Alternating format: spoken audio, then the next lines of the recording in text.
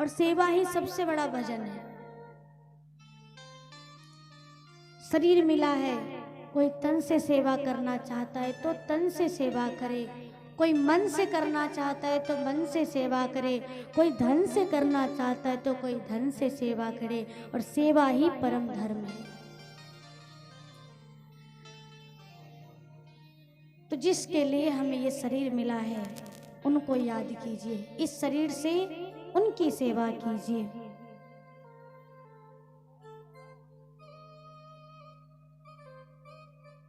सुग्रीव ने सब कुछ बतलाया, भगवान ने बाली का वध किया और बाली को भगवान ने अपना परम धाम भेज दिया, क्योंकि मरते समय में बाली ने भगवान के सामने जो मरता है, भगवान को देखते मरता है। भगवान ने तीर मारा सामने से और बाली मरा, भगवान को देख करके मरा, भगवान का नाम लेकर के मरा, भगवान के परम धाम को चला गया। बाली का पुत्र अंगद, जब बाली की मृत्यु हो रही थी, जब प्राण त्याग रहा था बाली, तो बाली ने अंगद को बुला करके भगवान के हाथों में बाली को सौंप दिया। कहा, नाथ, अब तक जो मैंने किया वो यद्यपि अपराध था, लेकिन नाथ ये जो मेरा बालक है ना, ये मुझसे भी अधिक बलशाली है, इनको नाथ सदैव अपने हाथ में रखिएगा, इसका हाथ, इसका साथ मत छोड़िएगा, और मैं अब जाना चाहता हूँ। भगवान से कहकर के बाली भगवान के हाथ में अपने पुत्र अंगद को सौंप दिया और बाली भगवान के परम धाम को चला गया। भगवान प्रभु श्री राम जी ने सुग्रीव को किष्किंधा का राजा बनाया, और राजा बनाने के बाद अंगद को लेकर के कहा कि आप अंगद के साथ इस राज्य का लालन पालन करिए, और तब तक मैं चतुर्मास बिताने जा रहा हूँ। प्रवर्षण पर्वत पर मैं चतुर्मास बिताऊंगा, और इस चतुर्मास के मध्याह्न तुम मेरा कार्य करना कि मेरी जानकी का पता लगा देना। और जैसे ही भगवान ने कहा, प्रभु श्री राम जी दोनों भैया प्रवर्षण पर्वत पर चतुर्मास बिताने चले गए। और इधर बाली को भगवान ने कहा था, इधर सुग्रीव को भगवान ने कहा था कि तुम मेरा एक कार्य करना कि जब तक मैं चतुर्मास बिता रहा हूं ना, तब तक मेरी जानकी का पता लगवाना। और सुग्रीव राजकाज नारी पाते ही भगवान को ही भुला दिया, भगवान के कार्य को ही भुला दिया।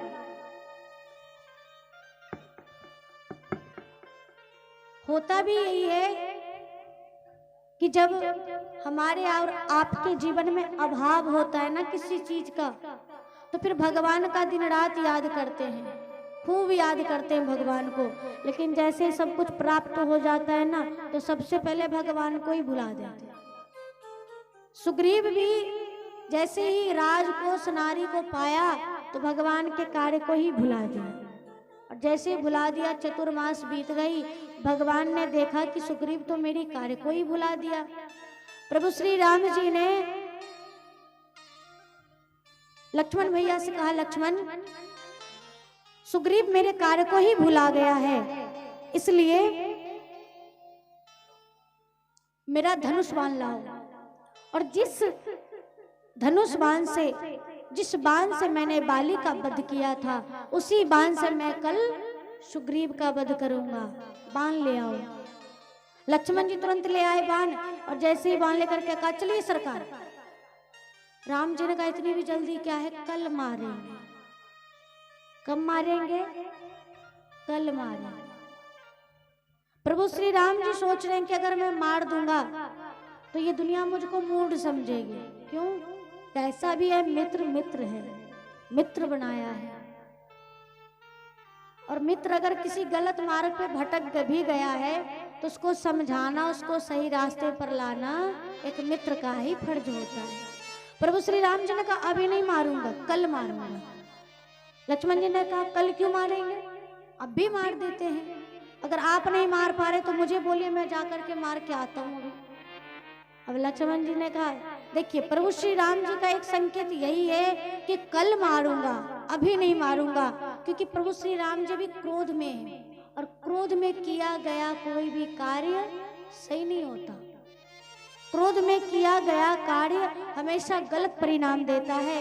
इसलिए प्रभु का संकेत है कि जब भी मन में कुछ बुरा करने का विचार आए ना, तो उसको कल पे डाल दीजिए, और जब भी कुछ अच्छा करने का विचार आए तो फिर सोचिए मत, उसको जल्द कीजिए। बाली को, सुग्रीव को मारना, किसी की हत्या करना, ये बुरा विचार तो है। प्रभु श्री राम जी ने कहा कल मारूंगा, कल होते होते भगवान का क्रोध शांत हो जाएगा। लक्ष्मण जी ने कहा आपसे मरने वरने वाला नहीं है, इसलिए मैं जाता हूं, मार करके आता हूं।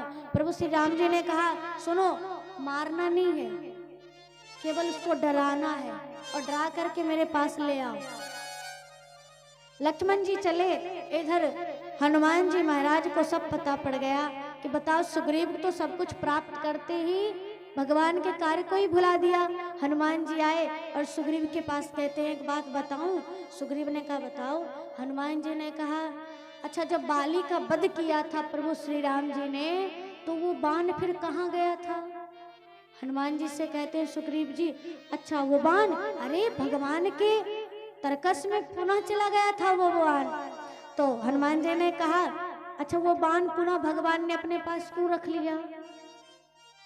सुग्रीव जी ने कहा क्यों रख लिया? हनुमान जी ने कहा इसलिए रख लिया कि भगवान भी जानते हैं कि सुग्रीव जो कार्य बाली ने किया था, अगर ये कार्य अगर तुम भी एक दिन करोगे ना, तो इसी बाण से आपका वध कर देंगे। अब जैसे हनुमान जी ने डराया, सुग्रीव कांपने लगा, तब उसी क्षण लक्ष्मण जी महाराज पधार गए, और जैसे लक्ष्मण जी आए, सब लक्ष्मण जी के चरणों में गिर पड़े। सुग्रीव, लक्ष्मण जी सबको लेकर के प्रभु श्री राम जी के पास आए, और सुग्रीव आते ही भगवान के चरणों में गिर गया। कहा सरकार, इसमें मेरा कोई दोष नहीं है, सब आपकी माया का कमाल है। आपकी माया ने ऐसा उलझाया कि मैं आपके कार्य को भूल गया, इसलिए क्षमा कर दीजिए। भगवान ने सोचा भी मेरा कार्य है, इसलिए क्षमा करना पड़ेगा, और भगवान ने क्षमा कर दिया और कहा चलो ठीक है, अब जिस प्रकार से मेरी जानकी का पता लगा पाओ वो कार्य यथाशीघ्र करो। अब सुग्रीव ने पूरे नगर में जहां तहां देश विदेश सब जगह सूचना भिजवा दी कि जितने भी बंदर भालू हैं सब 14-15 दिनों के अंदर इकट्ठा हो, सभी इकट्ठा हो। और 14-15 दिनों के अंदर जितने भी बंदर भालू थे सब सुग्रीव जी के या पास इकट्ठा हो गए। और जैसे ही बंदर आए, जितने भी कपि लोग थे सब आए। सुग्रीव जी ने कहा सभी सुन लो एक बात मेरी, ध्यान लगाकर सभी अलग अलग दिशाओं में जाओ और जा करके जानकी का पता लगाओ, मैया जानकी का पता लगाओ। और ध्यान रहे 1 महीने के भीतर लौटना है, पता लगाकर लौटना है। अगर बिना पता लगाए अगर कोई लौटता है तो वो मेरे हाथों द्वारा मार दिया जाएगा। दंड निश्चित कर दिया कि जो भी 1 महीने के भीतर अगर पता लगा करके नहीं आएगा, खाली हाथ आएगा, तो वो खाली हाथ आते ही मेरे हाथों द्वारा मार दिया जाएगा। दंड निश्चित कर दिया कि कहीं ऐसा ना हो कि 1 महीने के लिए कपि लोग जाए और वन में खा पी करके चले आए, कहीं नहीं मिली, इसलिए दंड निश्चित कर दिया। तत्पश्चात सभी जितने भी कपि बंदर भालू थे सबको अलग अलग दिशाओं में भेज दिया। और जो मुख्य जामवंत नल नील हनुमान अंगद थे, सबको कहा आप सब दक्षिण दिशा की ओर जाइए, क्योंकि जटायु जी ने कहा था कि रावण जानकी मैया को दक्षिण दिशा की ओर ले गया है। ले गयो दक्षिण दिशा गोसाई, दक्षिण दिशा की ओर ले गया है। इसलिए मुख्य जो कपि थे, मुख्य जो सेवक थे, नल नील अंगद जामवंत हनुमान जी महाराज आदि सबको दक्षिण दिशा की ओर भेजा है। और सुग्रीव जी ने इन सबको भी कहा कि ये दंड आप सबके लिए भी निश्चित है, अगर आप भी पता लगा कर 1 महीने के भीतर नहीं आएंगे तो फिर मेरे हाथों मार दिया जाएगा। और जितने भी कपि थे सबने भगवान श्री राम जी के चरणों में प्रणाम कर करके सभी अलग अलग दिशाओं में चले गए। और सबसे अंत में हनुमान जी महाराज भगवान के चरणों में प्रणाम करने आए। सबसे पीछे प्रणाम करने लगे। पाछे पवन तनय शिरुनावा, पाछे पवन तनय शिरुनावा, पाछे पवन तनय शिरुनावा, पाछे पवन तनय शिरुनावा, पाछे पवन तनय शिरुनावा, जाने काज प्रभु निकट बोलावा, जान काज प्रभु निकट बुलावा, जाने काज प्रभु निकट बोलावा।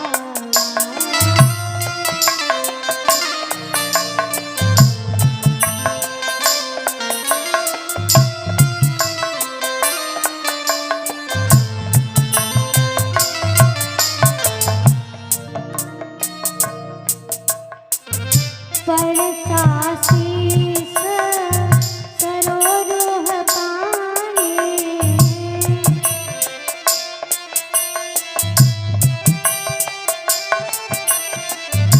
परसा शीस सरोरुह पानी, परसा शिव सरोवर पानी, कर मुद्रिका दीन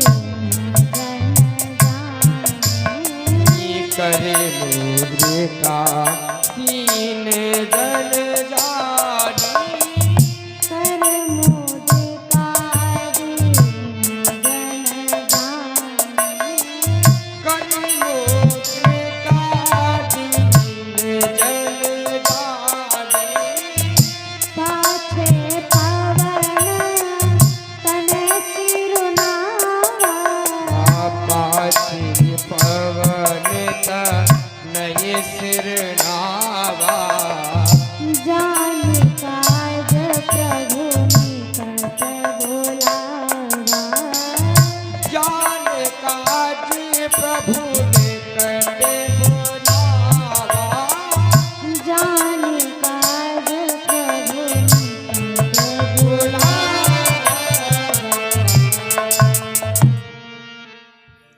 सबसे पीछे हनुमान जी महाराज भगवान के चरणों में प्रणाम करने आए।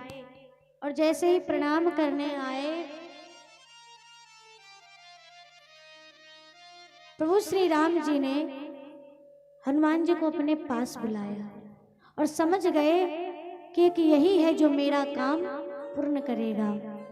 और प्रभु ने उसको अपने पास बुलाया और हाथों की मुद्रिका निकाल करके हनुमान जी के हाथों में दिया और कहा कि आप जानकी का पता लगाना और मेरे विरह को सुनाना और मेरे विरह की स्थिति को सुना करके यथाशीघ्र लौट आना। भगवान ने कितना बड़ा कार्य सौंप दिया हनुमान जी को, मेरे विरह को बताना। अब जो बाल ब्रह्मचारी हैं वो भला विरह को क्या समझेंगे, लेकिन हनुमान जी महाराज भगवान के मन में बसते हैं और किसके मन में क्या चल रहा है ये भाव सब पढ़ सकता है। जो भगवान के मन में वास करे, जो भगवान के हृदय में वास करे।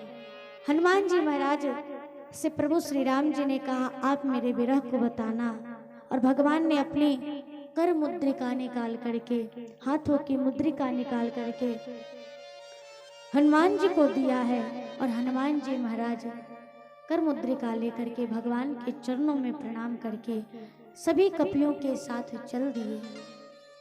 और जैसे ही गए रास्ते में जितने भी कपि हैं सब खेलते कूदते जानकी मैया का पता लगाने के लिए चल पड़े।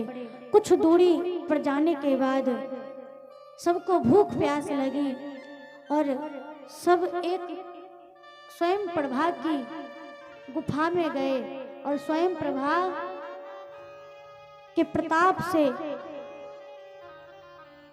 सबका भूख प्यास मिट गया। सबने उस गुफा में जा करके जलपान किया और स्वयं प्रभा के प्रताप से जितने भी कपि थे सबको स्वयं प्रभा ने कहा कि आप अपने सब आंख बंद कर लीजिए। और जैसे ही सबने आंख को बंद किया, जितने भी कपि थे सबने आंख जैसे ही बंद किया, स्वयं प्रभा ने अपने प्रताप से सबको समुद्र के किनारे भेज दिया। एक संत जन कहते थे कि स्वयं प्रभा है ना, भगवान की भक्त है और भगवान के भक्त की इतनी प्रताप स्वयं प्रभा के अंदर कि वो चाहती तो ये 100 योजन का जो समुद्र था ना उसको भी पार करा सकती। लेकिन ये सब ठहरे कपि स्वभाव के।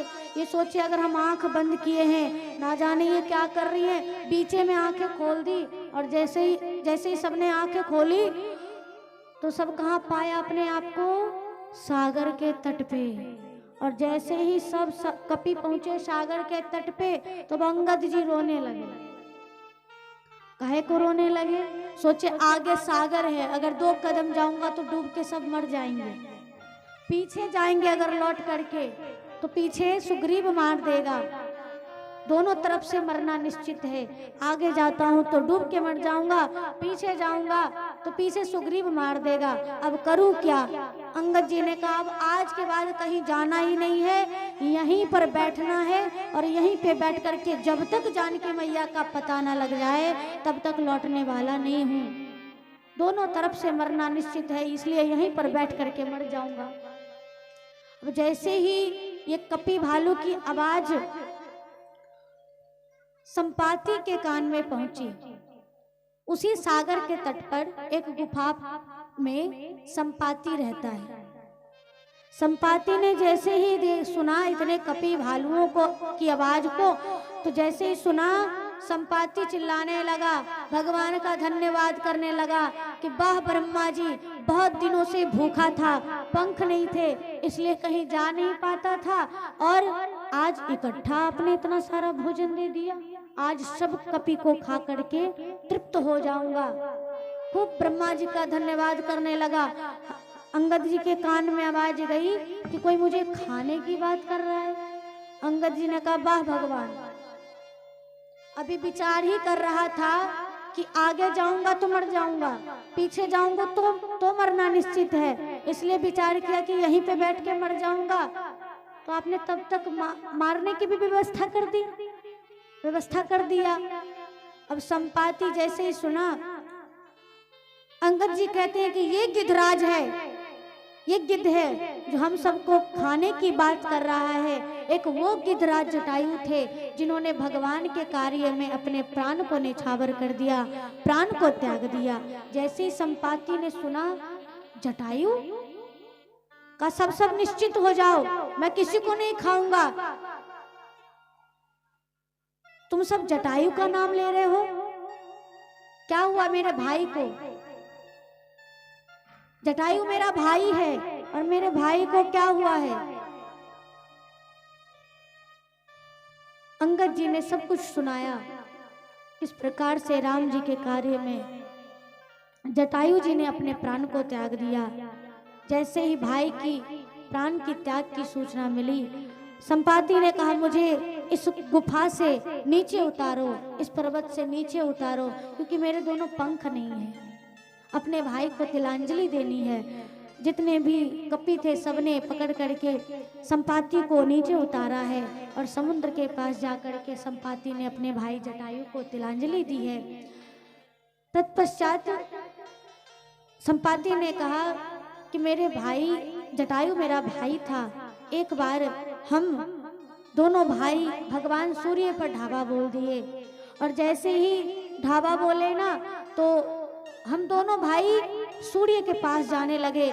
मेरा भाई जटायु सूर्य के ताप से जलने लगा तो वो नीचे चला आया, पीछे रह गया। मैं अभिमान बस और आगे बढ़ता गया और इतना आगे बढ़ गया कि सूर्य के तेज से मेरे दोनों पंख जल गए। और जब दोनों पंख जल गए तो मैं जमीन पे गिर पड़ा। और जैसे ही जमीन पे गिरा तो उस समय एक चंद्रमा नाम के मुनि ने मुझसे कहा था कि जिस दिन तुम भगवान के कार्य में निकले हुए कपियों का पता तुम्हें मिलेगा, उस दिन तुम्हारे दोनों नवीन पंख उग जाएंगे। जैसे ही संपाति ने कहा तो अंगद जी ने कहा वो प्रभु श्री राम जी के कपि दूत सब हम ही हैं। और जैसे ही अंगद जी ने कहा तो उसी समय संपाति के दोनों पंख आ गए। और जैसे दोनों नवीन पंख हुए ना, लगा संपाति फरफरा के नाचने। अब अंगद जी ने कहा आपका काम हो गया ना, अब मेरा काम कीजिए। मैंने सुना है कि गिद्ध की आंखें बहुत दूर तक देख सकती है, इसलिए आप जरा आसपास देख करके बताइए कि कहीं मेरी मैया जानकी दिख रही है। संपाति ने कहा आज से नहीं, मैं कितने दिनों से बैठे बैठे देख रहा हूँ कि लंका में अशोक वाटिका के नीचे सीता जी बैठी हैं और खूब विलाप कर रही हैं। जैसे ही अंगद ने, सब कपियों ने सुना, वाह वाह खबर मिल गया। जैसे ही कहा खबर मिल गया, अंगद जी ने कहा और कुछ बता सकते हैं संपाति जी, और कुछ बताइए, और कुछ सहायता कीजिए। अब कहते हैं संपाति कि अब मैं कुछ नहीं कर सकता। क्यों? क्योंकि मैं अब बूढ़ा हो चुका हूं। अगर मैं जवान होता तो अवश्य सहायता करता।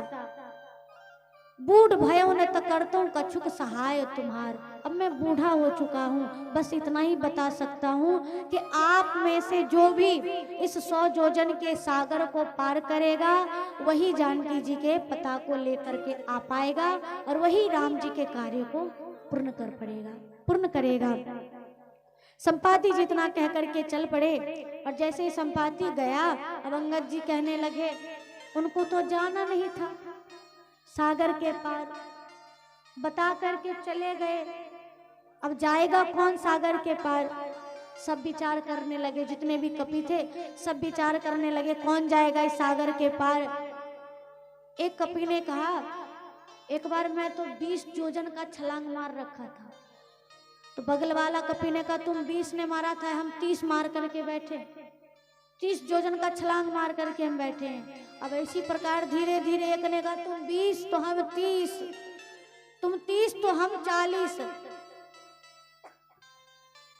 एक कपि ने बड़ा ही हिम्मत बांधा और कहा जामवंत जी हम 50 योजन जा सकते हैं, 50 योजन तक छलांग लगा सकते हैं। जामवंत जी ने देखा सब धीरे धीरे बढ़ रहा है।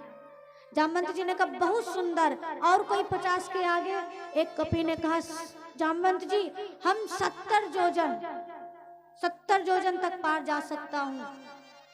जामवंत जी ने कहा बहुत बढ़िया, और कोई हिम्मत बांधो, और कौन जा सकता है। अब एक कपि ने खूब अपना हिम्मत जुटाया और हिम्मत जुटा के कहा जामवंत जी मेरा 90 योजन नोट करिए, मैं 90 योजन पार जा सकता हूँ। जामवंत जी ने कहा बहुत सुंदर, अब 10 योजन बचाए, मात्र 10 योजन। अब जामवंत जी ने कहा और कोई हिम्मत बांधो, कौन जा सकता है 100 योजन पार। अब सब चुप, कोई कुछ ना बोले। अब ये जो 90 योजन बोला था ना कि मैं 90 योजन जा सकता हूँ, ये बार बार कहता है जामवंत जी हम जाएं, बोलिए तो छलांग लगाएं। जामवंत जी कहते हैं अभी रुको, अच्छा और कौन जा सकता है 100 योजन तक पार। अब कोई कुछ ना बोले। अब ये जो 90 योजन वाला था ना, ये बार बार कह रहा है जामवंत जी हम जाएं, हम जाएं। जामवंत जी ने कहा चुप रहो, 90 योजन बता रहे हो, 99 योजन भी जाओगे ना तो डूब करके मर जाओगे, इसलिए चुपचाप रहो। 1 योजन में कितना किलोमीटर होता है? 12 किलोमीटर 1 योजन में, और 100 योजन में 1200 किलोमीटर। अब विचार करिए कि जो 1200 किलोमीटर को एक बार में छलांग मार करके जा सकता है, वही राम जी के कार्य को पूर्ण कर सकता है। अब कोई कुछ ना बोले। अंत में अंगद जी बड़ी हिम्मत बांधे और जामवंत जी से कहा, जामवंत जी मैं 100 योजन पार जा सकता हूं। जैसे ही अंगद जी ने कहा मैं 100 योजन पार जा सकता हूं, तो जितने भी कपि भालू थे ना, वो अंगद जी को उठा के लगे नाचने। वाह वाह, काम पूर्ण हो गया। अब जैसे ही कहा, अंगद जी ने कहा नीचे उतारो, पहले पूरी बात सुन लिया करो। हम 100 योजन पार जा सकते हैं, लेकिन आने में शंका है। पार तो जा सकते हैं। जामवंत जी ने कहा, जब जाना है और जाकर के आओगे ही नहीं तो फिर किस काम का जाना? जाना भी है और आना भी है। अब सब विचार करने लगे, कौन 100 योजन के सागर को पार करेगा? जामवंत जी ने कहा, हनुमान का। अच्छा बताइए, जाना किसको है सागर के पार? किसको? हाँ जोर से बोलिए ना, किसको जाना है? हनुमान जी को। और जिसको जाना है वो कुछ नहीं बोल रहा है, वो उस कमेटी से गायब है। हाँ, वो उस कमेटी से गायब है। और जितने भी कपि है ना, सब कह रहे हैं हम 90 तो हम 50 हम 100, लेकिन जिसको जाना है वो कमेटी से गायब जाकर के राम राम जप रहा है। जामवंत जी ने कहा, हनुमान है कहाँ? दिख नहीं रहा कहीं पे। एक कपि ने कहा, वो पीछे एक वृक्ष के नीचे बैठ करके भगवान का जप कर रहे हैं। जामवंत जी सब कपियों को लेकर के जाकर के देखते हैं तो हनुमान जी बड़े मग्न में भगवान का नाम जप रहे हैं। राम सिया राम जय जय राम, राम सिया राम जय जय राम। राम सिया राम जय जय राम, राम सिया राम जय जय राम। राम सिया राम जय जय राम, राम सिया राम सिया राम। राम सिया राम जय जय राम।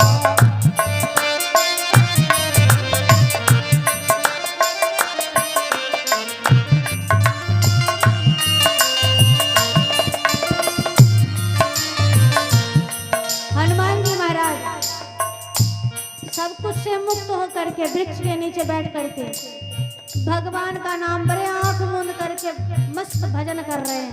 कोई चिंता फिक्र नहीं है। जहां भी हनुमान जी को थोड़ा सा भी समय मिलता है ना, बस बैठ जाते हैं और बड़े मगन के साथ राम सिया राम जय जय राम। राम सिया राम जय जय राम, राम सिया राम जय जय राम। राम सिया राम जय जय राम, राम सिया राम जय जय राम। राम सिया राम जय जय राम, राम सिया राम जय जय राम। राम सिया राम जय जय राम।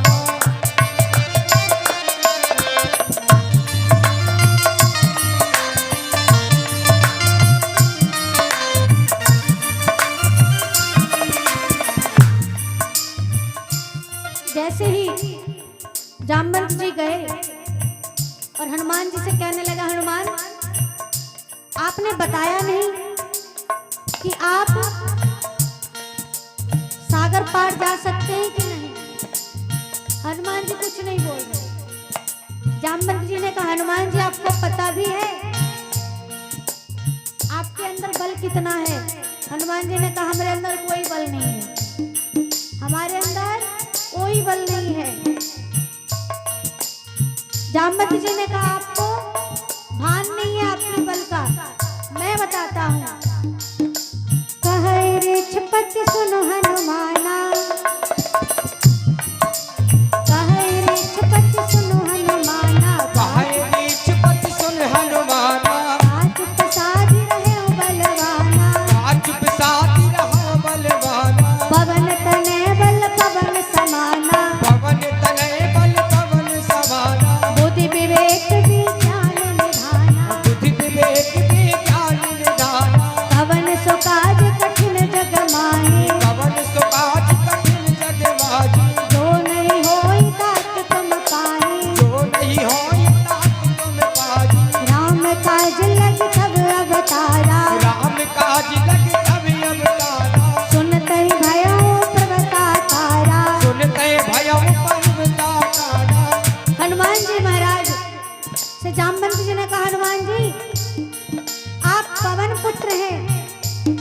और आप चुपचाप बैठे हैं। आपके अंदर पवन के समान आपके अंदर बल है, बुद्धि विवेक के निधान है आप। और हनुमान जी आप जानते हैं आपका अवतार क्यों हुआ है? हनुमान जी ने कहा नहीं जानते। जामवंत जी ने कहा कि आपका अवतार राम काज के लिए हुआ है और कोई ऐसा भी संसार में कठिन कार्य नहीं है जो आपसे नहीं हो सकता है। आपका अवतार राम काज लगे तब अवतारा, राम काज लगे तब अवतारा, राम काज लगे तब अवतारा, राम काज लगे तब अवतारा, सुनते ही भया पर्वताकारा, सुनते भयम पर्वताकारा, सुनते ही भया पर्वताकारा। सुनते भयम पर्वताकारा।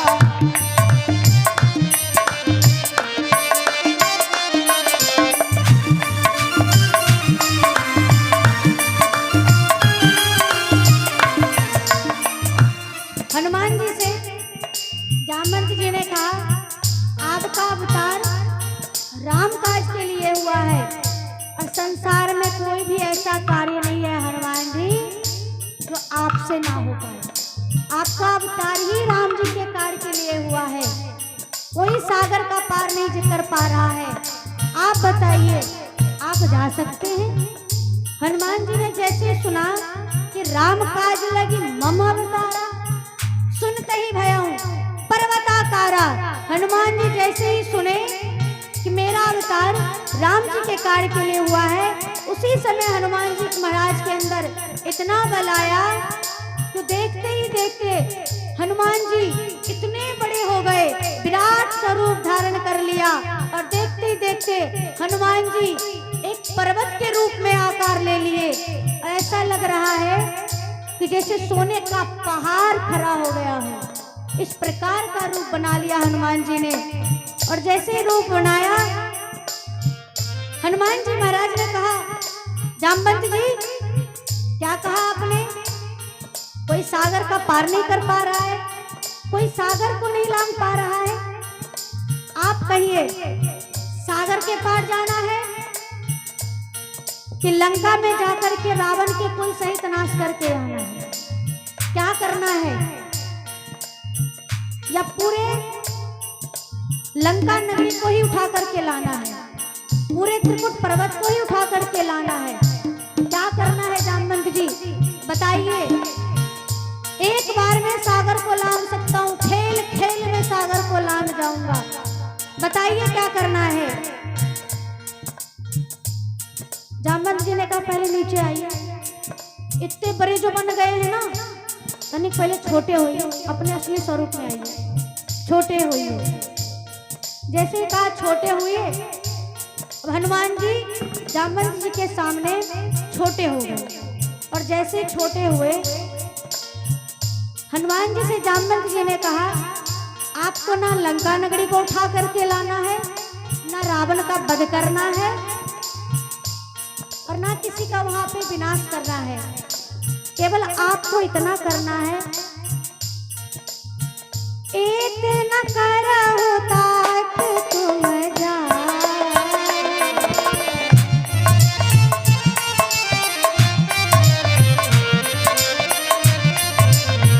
इतना करो ताकि तुम जाओ, ना करहु तात तुम जाई। सीतहि देखि कहाँ सुधियाई।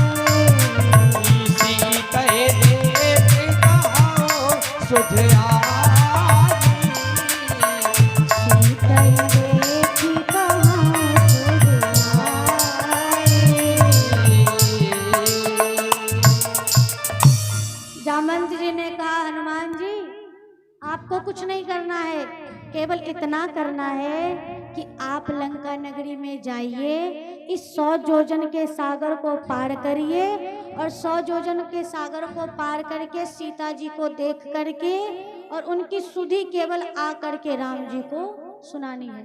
हनुमान जी ने कहा बस इतना सा काम। अरे लंका में जाऊंगा, किसी को मारूंगा भी नहीं और ऐसे ही चलाऊंगा। जामवंत जी ने कहा सुनो,